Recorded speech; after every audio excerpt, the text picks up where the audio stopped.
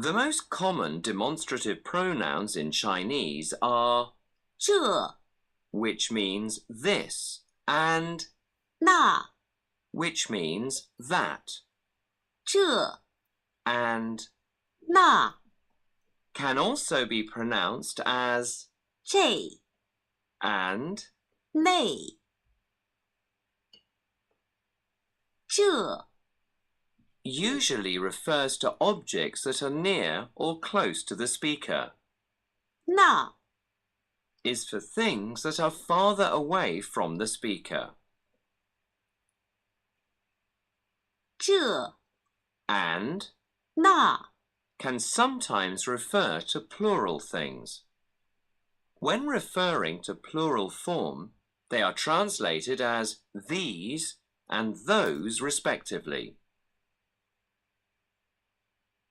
Note that unlike the English counterparts, this and that, 这 and 那 cannot be used alone as the object of a sentence.